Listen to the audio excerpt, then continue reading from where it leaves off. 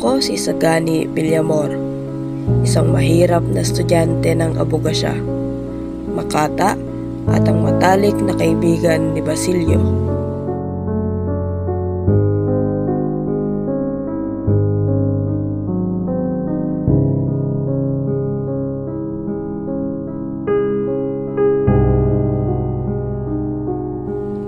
Sinuportahan ko ang hakbang na magkaroon ng isang akademya na kung saan ang mga Indio na tulad ko ay maaaring matuto ng wikang Espanyol. Ako ay pamangkin ni Padre Florentino at ang kasintahan ni Paulita Gomez.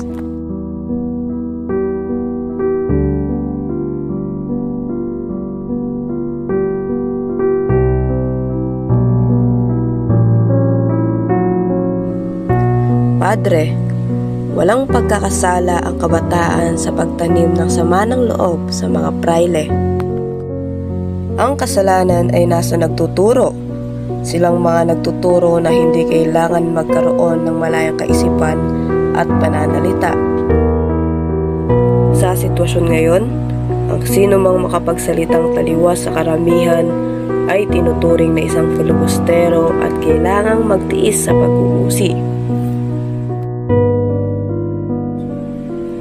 Ang mga praile ang siyang may pananagutan na hubugin ang birheng kabataan sa isip at katawan.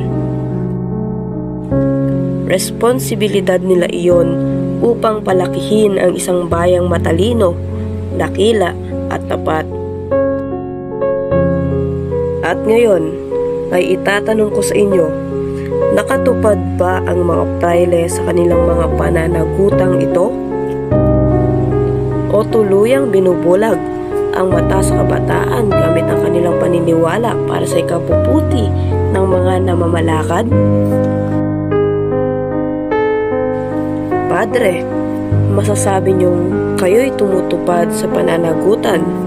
Ngunit kung inyo itong ipagtapat sa harap ng inyong samahan sa mga kapwa praile, hindi maaaring masabi niyo iyan na walang kabulaanan.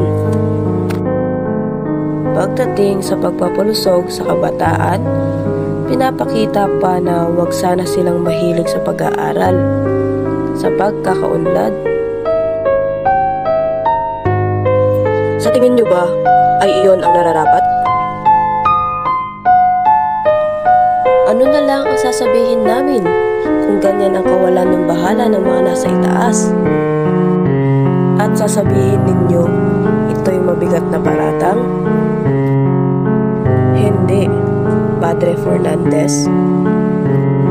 Ang mga praile, hindi ko sinasabing kayo, ay ang mga nagpupumilit na wala kaming karapatang mabihasa. Sapagkat balang araw ay hangarin namin ang aming pagkalaya.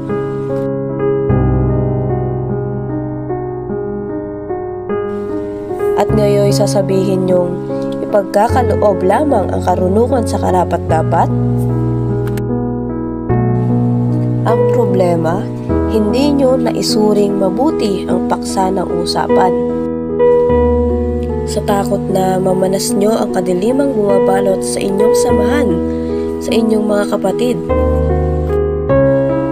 Ang taong hindi binibigyan ng katotohanan ay ipinagkakalooban ng kasinungalingan. Ang mandarahas ay gumagawa ng mga alipin. Sa lahat ng ito, sino ang may sala? Kayong namamahala ng aming ikatututo ng maraming taon na? O kaming umaayon at umalinsunod sa lahat ng bagay?